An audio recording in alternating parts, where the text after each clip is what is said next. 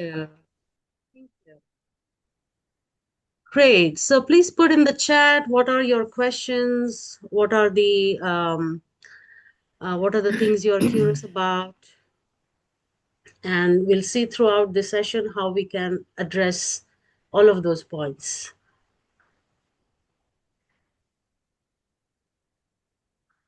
I'm curious to find out what they're curious about, Shalaka.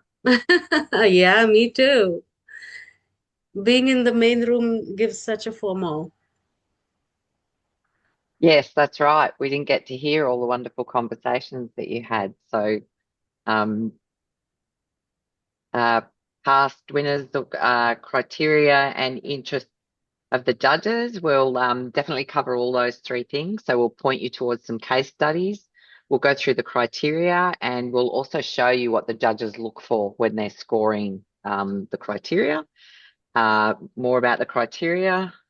What Mm. what quality of work qualifies for an award? What's it all about?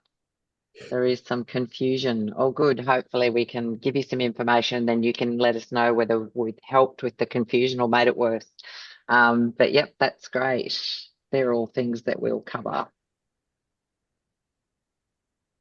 Understand the concept, definitely. I think you'll have that.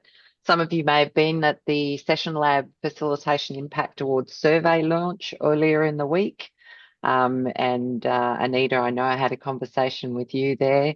So there were quite a few people. The whole purpose of the survey was to actually understand how facilitators think about and measure impact. So it's great that we can flow on from that. So uh, yeah. Okay. Well, we might get going. So again, Yep. I'm just going to share some slides.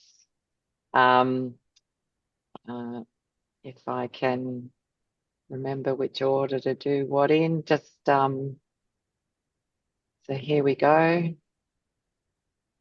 Hopefully you're back seeing a slide.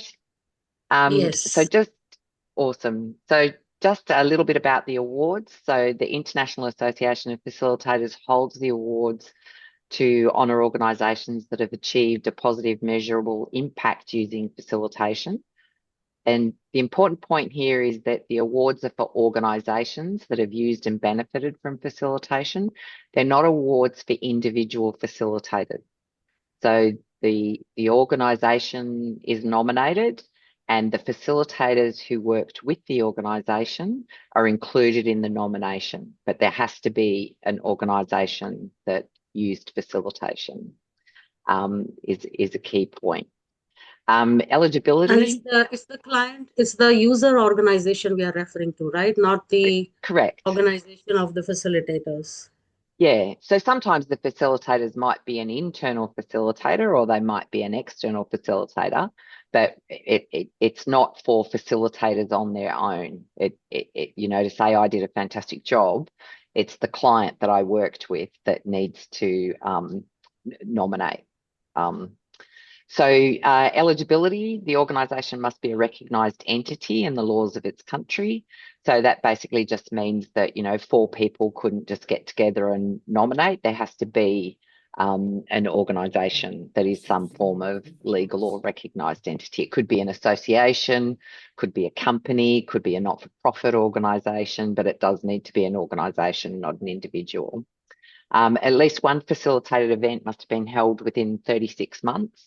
So that's a long time. I think it's 3 years. So as long as you've had at least one facilitated event associated with that project in that 36 months, then you're eligible to nominate. And I'll talk a little bit more about why that's such a long period later. The organisation must not have received a Facilitation Impact Award for the same project in the past, and any applicable nomination fee must have been paid. So if there is an IAF member included in the nomination, no nomination fee is payable. If there is no IAF member included in the nomination, there is a nomination fee of $200. So I'll just go nomination process. Uh, the nominated organisation or the facilitator can actually log into our online platform, which is called Award Force, and prepare and submit the nomination. But it must be the nominated organisation must be the organisation that benefited, not the facilitator's organisation. So if I'm Julia and I just finished doing some work for company ABC, the nominated organisation would be company ABC, and I would need that organisation's permission to fill in the nomination using their case study. And I, Julia Donoghue, can fill in the form as the facilitator, but I can't nominate my client organisation without their permission. IAF members evaluate nominations using the criteria in the scoring framework, and we'll talk a little bit more about the scoring framework in a minute. And the final score is the average of 3 evaluators. There's no appeals process, so the decision from that scoring process of the evaluators is final. The awards are not competitive, so an award is given to every nomination that receives 70 or more points, and you can see there the different levels of awards that we have, so silver, gold, and platinum. As I said, there is no limit to the number of awards that we give, so it's not a competition and there's no winner. Organisations receive awards or not, and we also recognise the facilitators when we're celebrating those awards. Criteria. So there are 8 criteria. And the little chart in the middle shows how the 100 points that are available in total are divided up against the group 3 groupings of criteria. So they're called the Facilitation Impact Awards. So it's not surprising that 55 points out of the 100 come from an assessment of impact. And that impact, over on the right, you can see criteria 1, 2, and 3 all relate to impact. So quantified results that demonstrate objectives were met, qualitative results that indicate the objectives were met, and the project impacted a substantial part of the organisation. So there's quite a few points available in that area. Facilitation use, there's 39 points in total available there. And a key part of that is criterion 5, which is the practice of facilitation was aligned with the IAF core competencies. So there's quite a few of those. So we're interested in how the facilitator actually practiced facilitation for that one. And then criterion 7 and 8 is about professional standing and whether the facilitator nominated in the award is a member and holds an IAF credential. So I might just pause there and ask if there are any questions about the criteria, because that was a common theme.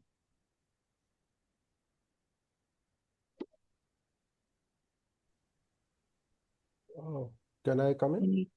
Jamie? Jamie? Sorry, I think, Praveen, were you going to say something first, and now I can come in after? Do you want me to go first? Go for it. Okay, all right, thanks. Okay, so Julia, since the slide that is on the screen right now shows alignment with the IAF core competencies.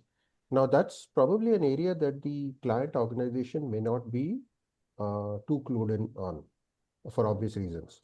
So how would ideally the facilitator and the client partner on some of these points so that we are able to, maximize the points?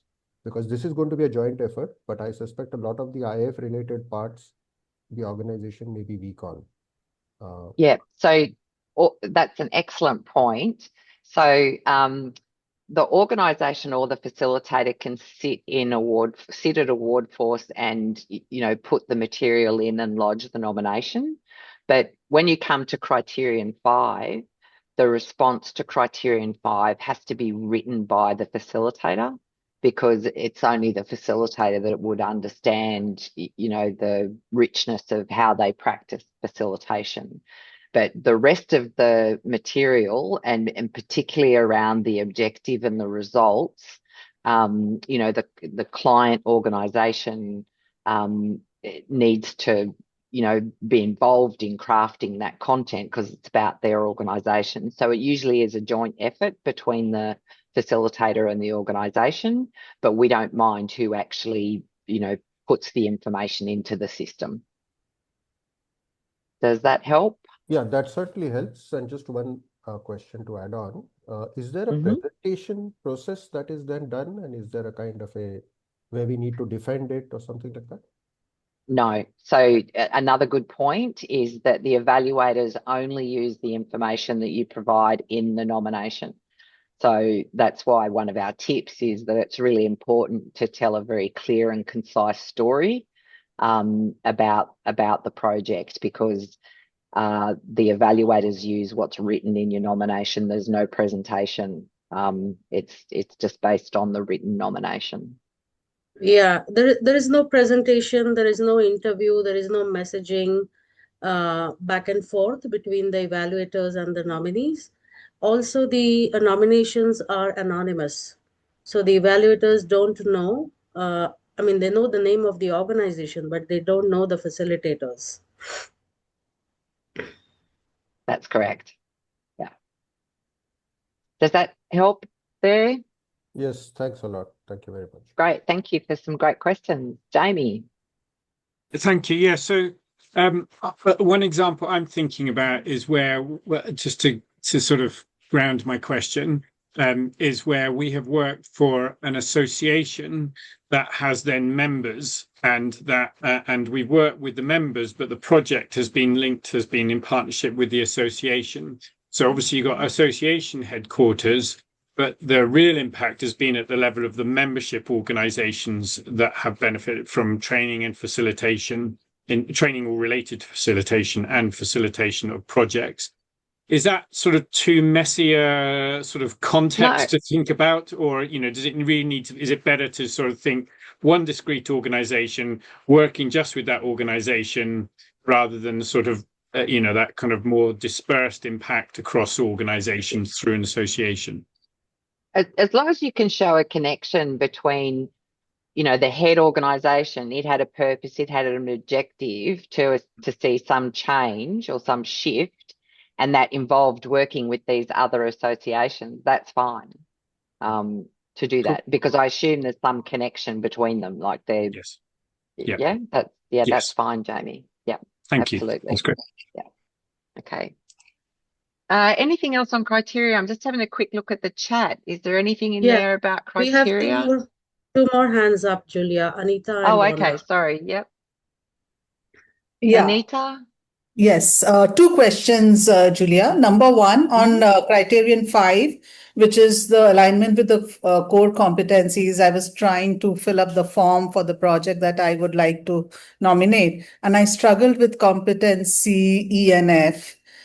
Because E and F, I could not contextualize with the project. It's not something I have done for the project. It's something which is my credential itself is proof of that. So I don't know how to represent that. Yeah, that's a great insight and question, Anita. E and F, so I think, is it E that's about, their questions about, self-reflection and your own professional standing. You answer those as the facilitator. It doesn't have to be connected to the project. It's your practice. But some of it may be relevant to what you did on the project in terms of debriefing with clients or things like that. But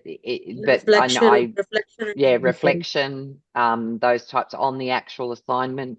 But yeah, they are about your personal practice, and some of them have stronger links to the project than others. Okay. So does that help? I'll try once more to kind of go and put that in. The second question I had was that on criteria 7 and 8, which is a facilitator's professional standing, we're typically a group of people who have gone in. We have co-facilitators who have gone in. And if more than one person is a IAF member or credentialed person, do you get double 1 points for each facilitator or only for one facilitator? No. Just it's the criteria is that 1 is, and if there's 6, it doesn't change the score. It's Okay. yeah. Okay. Yeah. Yeah. And Thanks. but Three we should is the also maximum. equally So it's yeah. either you get 0 points or 3 points. It's like that. Okay. Okay. Yep. Sure. Thank you. We should also mention that you don't have to be a member to nominate. Yes. So yeah, and the only difference that makes apart from those 2 criteria, 7 and 8, is about the nomination fee. Yeah. Yeah. Thank you. You're welcome. Wanda. Is it Wanda? And I know you're going to do some case studies, but could you talk a little bit more about criteria number 2 and what those results might look like, the Okay, so I'll qualitative just results? Yep, I've got some examples. So before we go there, are there any other questions on the criteria before I move away from that slide?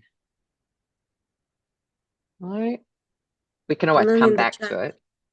Okay, Yeah. so we might just go to the next slide, and then Wanda, I'll come to your question about results. Okay.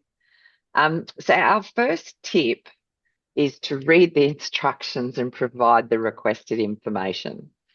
So this is just an example of a screen from the system. So you can see the tabs that go across here. So start here, nominated organisation. That's where you put the details of the nominated organisation and their representative. Then you put in who the facilitators were, and then you come to a tab called criteria. It's a very long tab because it's got all those 8 criteria with instructions. You can see what we normally do is we state the criteria, we provide some examples or instruction about what we're talking about, and then there's a place down here for you to put your response in, and you can see that you can use formatting controls in there as well.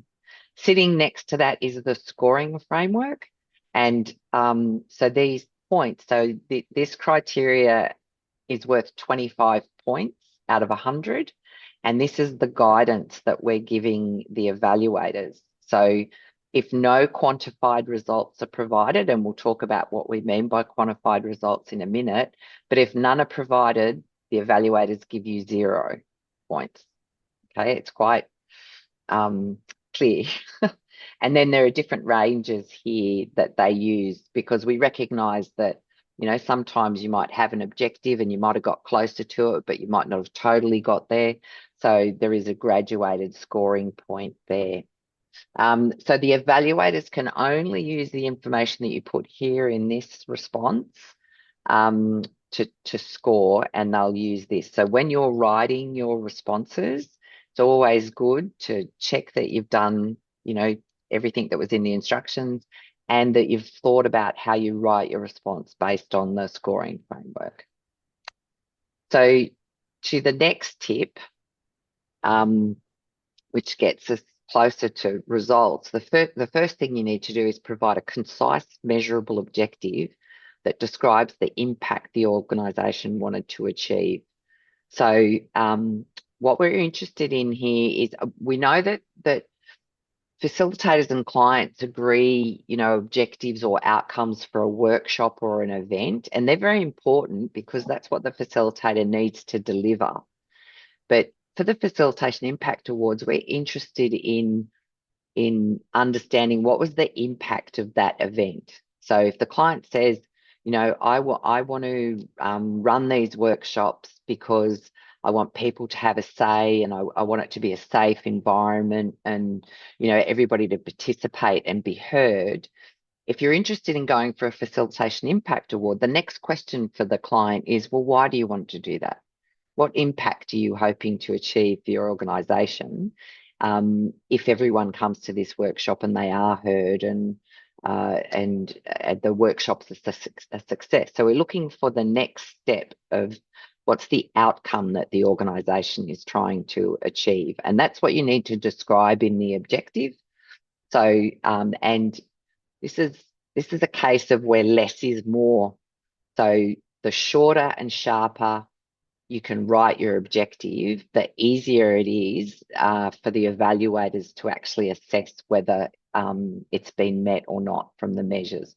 So some examples of objectives that are written to describe an impact or a change that's occurring in the future are there on the screen.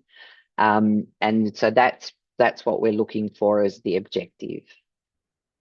Now, you can have more than one objective. So sometimes people say, well, yep, we wanted to increase employee engagement in the organisation, and we also wanted to reduce the waste generated by the organisation. That's okay to have 2 objectives or 3. You can have as many objectives as you like. But for each objective you have, we'll be looking for results. So the more objectives you have, the more results you'll need to provide. Shalaka. Yeah, I just wanted to add that if you notice from the examples, some examples just reflect the direction of the outcome, whereas one example gives the specific specific number. So whenever there is a direction like increase or reduce, it's a good thing to have to be able to show what was before, what was the status before, and then that there is a direction is in the line of what the objective has been defined. If it is just a number, a particular number that you want to achieve, then it's okay to just showcase whether you have achieved that number or not. Yeah, Done. so you can phrase your objective, as like I said, as a shift, and then you need a before and after, or you can have your objective as a target and include the actual target that you're going for. So at least one concise, measurable objective that describes the impact. So we're not looking for activity measures. We're not looking for, we held 23 workshops with 100 participants. We're looking for, well, why did you hold those, and what impact did holding those workshops have? So it's okay to have more than 2 or more than one objective, as I said, but you need to have measures for each objective.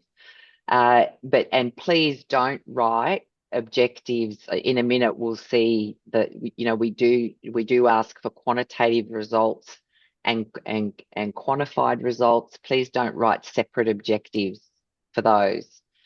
We want an objective that we're going to look for quantitative and qualitative measures for that objective or that set of objectives if you have more than one. So any questions on that? Because it is pretty important. It's 25 points out of 100. Before I move to Wanda's question about types of results.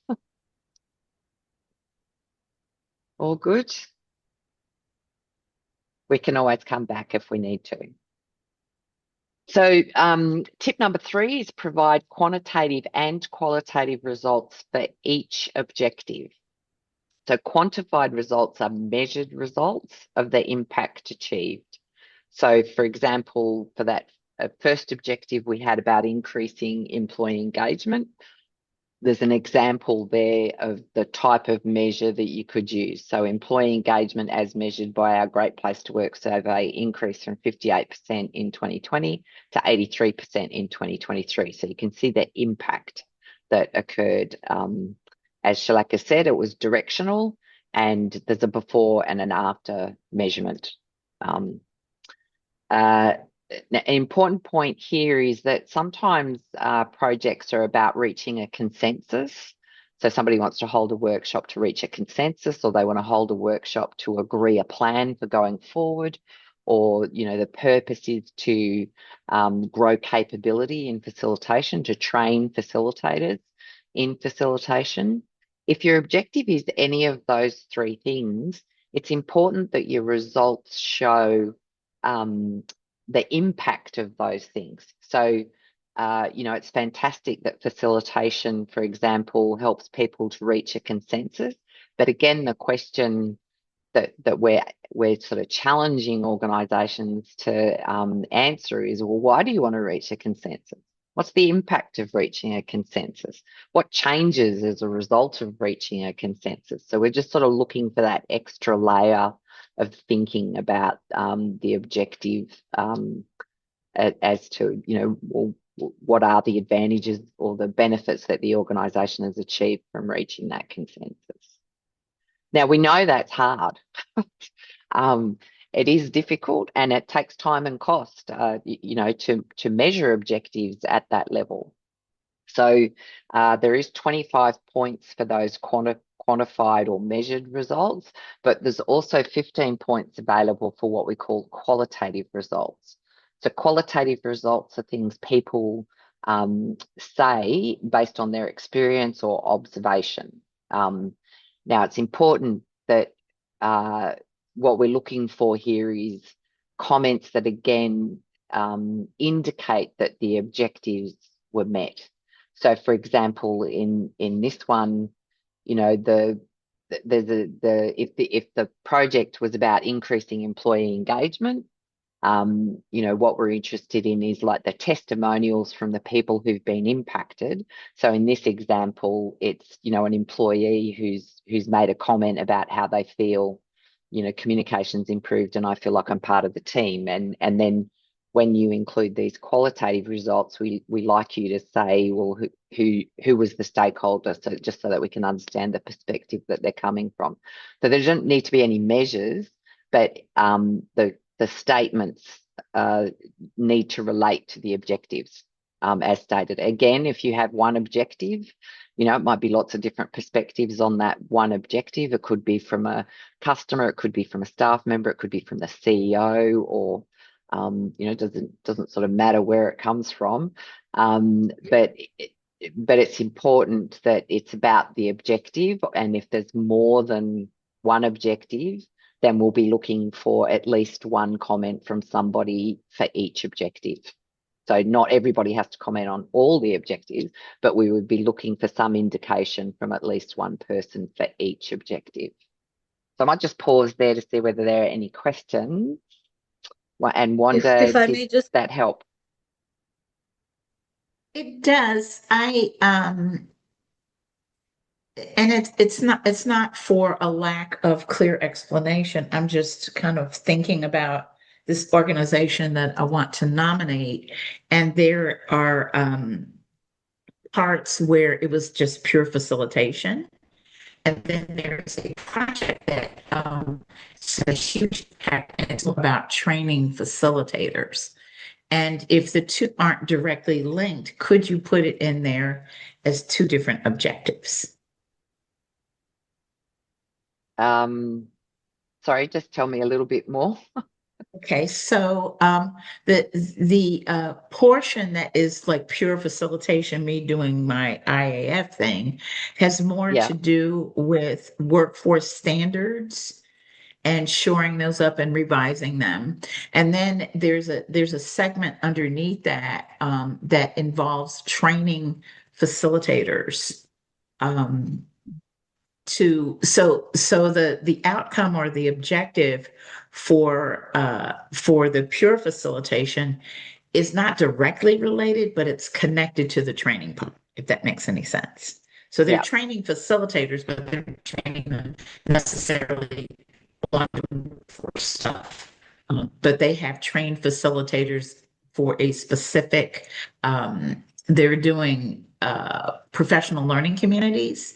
And so they're training loads of professionals around the state to become professional learning community facilitators. So I guess what I'm asking, could I put both of those objectives in there, or would it make sense just to stick with those projects where facilitation was used in a purer sense? I think it's fine to have a project that relates to building capability. And what you'd be saying is, this organisation had an objective of building, doing this as growing their own facilitators, and the project involved training those facilitators. And so the impact that you would be looking for is, okay, now the organisation's got these internal facilitators. What was achieved? Was it a reduction in cost because they no longer need to use external facilitators? So you're looking for that connection. In terms of the other work that you might have done, I think it would need to be connected somehow to the training of the facilitators. Otherwise, you've probably got two separate projects. Yeah, Okay, probably that's what I two was separate asking. projects. Shalaka, have you got a sense of how that might work? Yeah, I was also thinking if the objectives are so completely different and not connected with each other, it could actually look like two separate projects, Wanda. And Yeah. for each of the projects, you'll have to define separate quantitative and qualitative measures. Would that go in the same application? No, be separate. No, It would two be separate. separate Okay, thank you. Okay, perfect. Thank you. So I just want to check. There's a question here from, I think it's Mukesh. Sorry, it's a long way away. So if we a legal entity, as you say in the criteria, not associated with the IAF, we don't qualify for the award. No, that's not correct. So you have to be a legal entity to be nominated for an award, but the facilitators don't need to be members or associated with the IAF. The awards are open to any organisation that is recognised as a legal entity. They might be a government, not-for-profit, academic institution. It's just the awards are not open to individual people or groups of individual people. You need to actually be an organisation. So I hope that helps. But as I think Shalaka mentioned, you just need to pay the nomination fee. Internal facilitators. Yep. Thanks, Shalaka. Is there anything else that we haven't covered so far, Shalaka, that we should cover before we move on to our next tip? No, I think all the questions We'll in go. the chat have been responded Okay, to. great. We can move on. So provide quantitative and qualitative. We've done that one. So nominating at the right time is also important. So, in your conversations with your clients, if you're a facilitator, when you talk with your client or your organization, whoever's sponsoring you to do something, one of the really important things to do at that beginning of the process when you're contracting with the client is to talk about, what does success look like? As I said, there's usually always a description of what success looks like for the actual workshop or event. And this is the beginning of the project is where you would also have the conversation about, well, do we want to go that one step further and talk about the impact that we're looking to achieve from that event? Then you would facilitate the event, and depending on the project, you might be able to get your measured results, the next day. It's a little bit unusual, but you might be able to. But you might have to wait for the passage of time in order to be able for the impact or something to be implemented, for the impact to be realized, and then to gather those results and measure the results. And that's the reason why we have this 36-month, as long as one of these facilitated events was held within 36 months of the closing date for nominations, then you're eligible. And that's just us recognizing that it can take time to measure the results. So any questions? No, 2 more tips to go. So tip number 5, provide examples of how the IAF core competencies were practiced. Julia, And there is a question in the chat from Praveen, which I think was also somebody else's question. When facilitation is just a part of the overall initiative undertaken as a part of a larger culture transformation project, how is that viewed by the judges? Okay, so there's one of the criteria which is for, I think, 15 points or 12 points. I'll just have to sneak back. This 15 points, the project. Oh, no, this one. Facilitation was an integral part of the project, 8 points. Criterion 4. In that criterion, we ask the facilitators to quantify what percentage or proportion of their time on the project was related to facilitation versus other activities that they may have been doing and that's taken into account in that 8-point score. So I think it's, from memory, if it's about 80% or more of the facilitator's time was devoted to facilitation, and that's defined in the nomination form, then it's 8 points, and then it's a gradual scale, between 0 and 8 points, depending on that. So I hope that answers that question. So criterion 5, this is the one, thanks for that great question earlier. So regardless of who's sitting at award force entering the information, the facilitator must prepare or write the responses to the core competencies. As I said, there are quite a few of them. So it is important that you leave yourself enough time to complete the nomination form.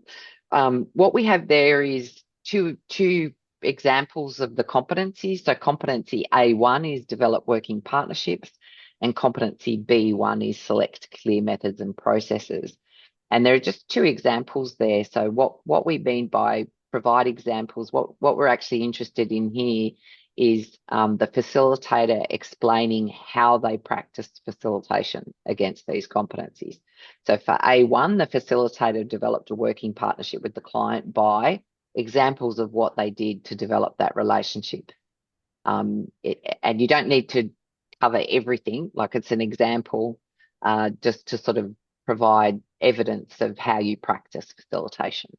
A generic statement that just restates the competency, like the facilitator developed an excellent working partnership with the client. The evidence for this is that the client was asked the facilitator to do more work. That's great, but it doesn't give us enough information about how the competency was practiced.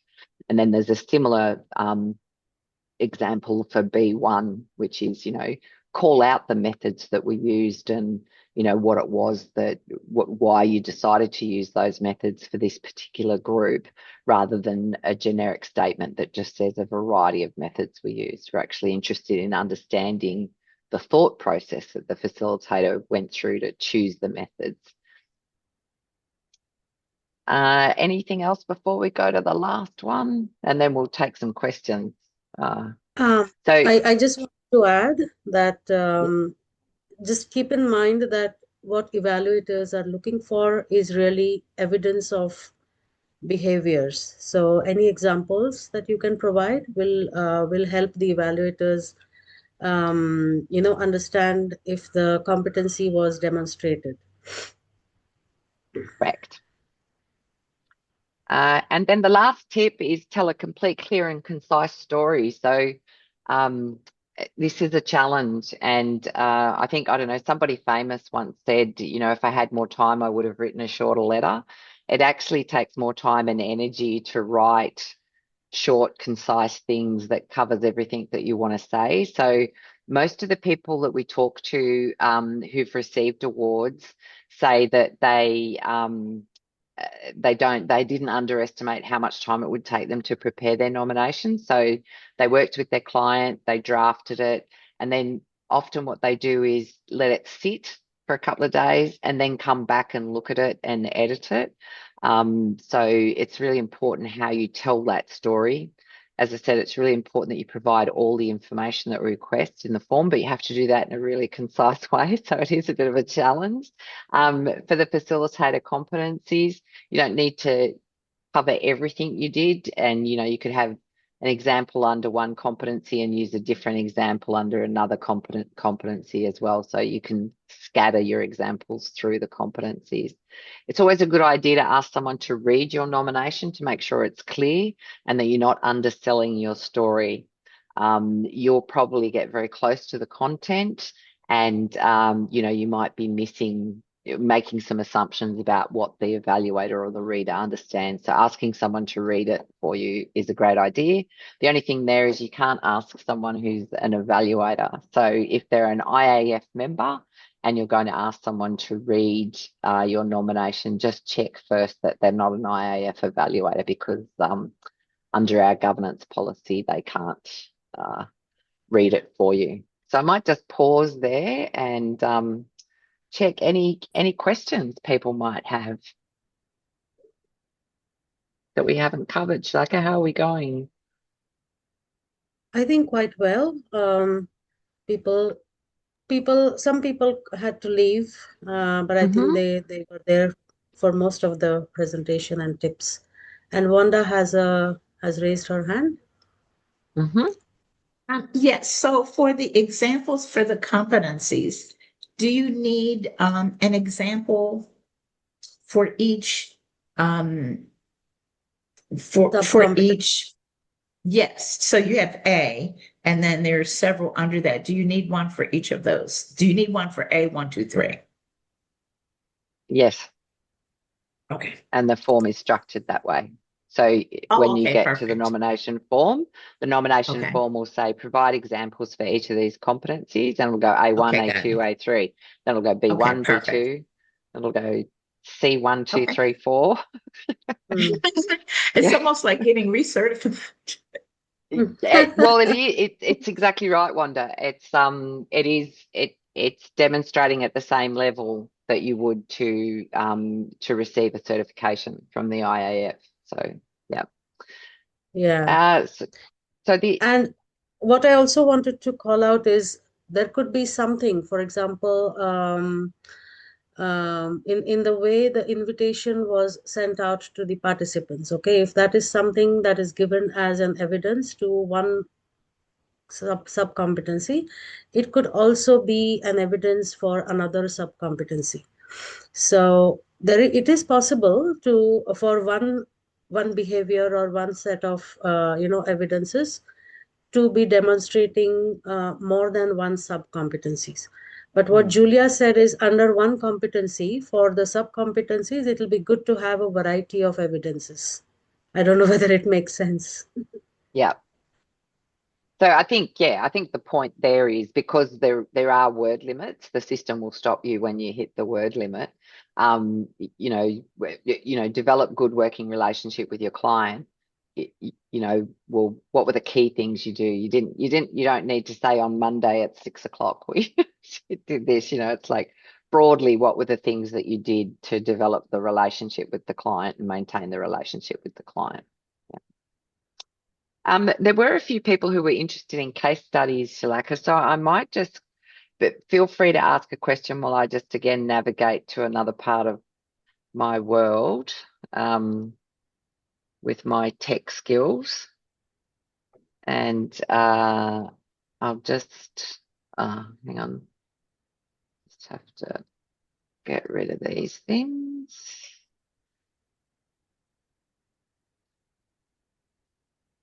Is that the project summaries?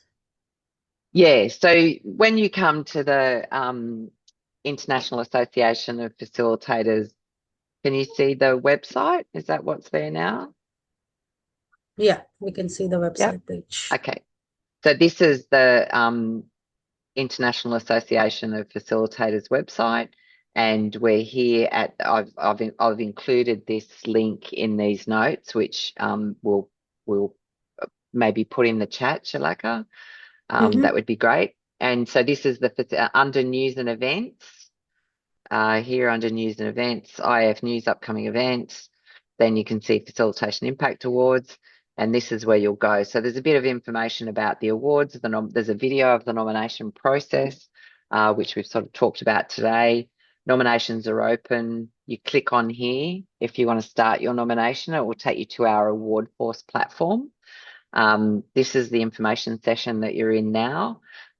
Tomorrow or the next day, a video of this session and the slides from this session will be available here if you'd like to watch it or look at the notes. Eligibility criteria are listed there in little drop downs that you can see if you want to look at the criteria in detail again, but they're covered in the slides. Then we have our 2024 awardees are shown there. I just make that a bit bigger. So last year, these are all the organisations that received awards. And here you can visit our awards gallery. So that will take you to the Facilitation Impact Awards platform, which is where you prepare your nomination. And this is the 2024 gallery. So Spark, for example, they received a gold award, and you can see the organization's name, the location, the name of the client, who the facilitators were. There's some photos from the process. Then this is a summary of their nomination. So we prepare these summaries based on the information that you include in your nomination, and then we send it to the organisation, the nominated organisation, and ask them to clear it before we publish it on the website. So you can see that there's the objective, and then here are the results for each of the objectives, for each of the criteria, the approach that they used. So this is very much about, the approach that they used for facilitation, and then the value of facilitation, like why did using facilitation add value to the organisation. So up here in galleries, in this platform, you can see the awards from 2022, 2023, 2024. And then my computer is very slow. I just go here, and I'll just go back to the IAF, sorry. Went back on the IAF page. Oh, sorry, I've lost it altogether now. You can tell that I'm very technical, can't you? Back on this page, when you go to Facilitation Impact Awards, I should have shown you this before I took you to the other page. There we go. So we were in the Award Force gallery there, and you can see 2023 and 2022. All those case studies are on the Award Force platform. Anything previous to that is just hosted in a different place.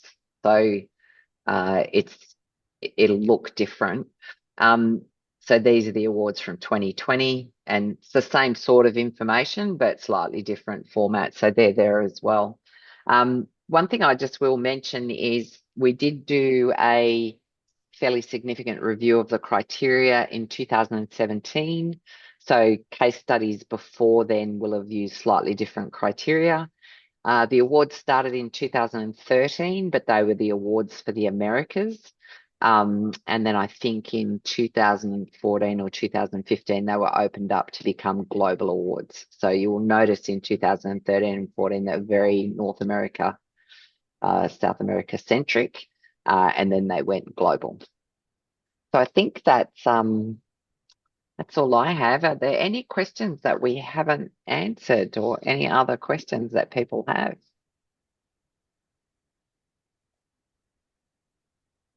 I hope we've covered what you were curious about.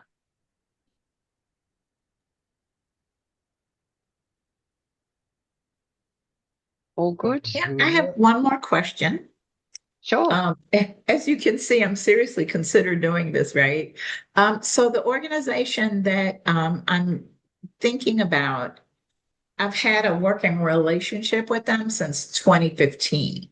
So I'm Wow. thinking about, right. So the slice of time that I should look at, even because I'm thinking it would make more sense in order to represent the impact to come forward closer to where we are now. But how far should I consider going back? You can only go back 36 months from the 28th okay, so that's of February. where the 36 months comes in. Yeah. Okay. But just to sort of, so as long as a facilitated event associated with the project was held in the last 36 months from the 28th of February, the project would be eligible. So, but sometimes, somebody might facilitate something and set up a change initiative, and then that change initiative, might go for 3 years, and then they might have a review meeting or a recap or an evaluation session, which is facilitated. That re-triggers the 36-month clock. Okay, so it just has to be at least one facilitated event associated with the project that you're nominating was held in the last 36 months. So if I go 2023 up to the present, because it's been kind of ongoing. Is that okay? Or so does the event trigger? You see what I'm saying? Because there are multiple events. Your voice is So breaking a bit, I think, for me. yeah. So as long as one event associated with the project might have been the first event that was held, or it might be the last event that was held, as long Gotcha. as one Okay. event associated with the project was held in 36 months before the 28th of February, which is the closing Gotcha. date, it's eligible. Right. Okay. Yeah. All right. Thank you so much. You're welcome. Well, we might formally say thank you all so much for joining us. As I said, we will put the slides that we used, and there's also just a summary of all the six tips. And the website includes a contact email if you have questions. But thank you so much all for joining us and your curiosity. Some great questions there and insights, Shalaka, which was great. Yes, Thank you so much to absolutely. Shalaka for Thank co-facilitating with you. me. Yeah, and thank you so much to Jocelyn for joining us. Jocelyn, for anybody who doesn't know, works in our office in is it Ottawa, Jocelyn? Yes, in Ottawa, Canada. Yeah, and so Jocelyn does lots of stuff to support us, does all the comms for us, and keeps our website up to date. So thank you so much, Jocelyn. Anyway, lovely to see you all, and we might end the recording. And but Shalaka and I are happy to stay on if there are any other questions.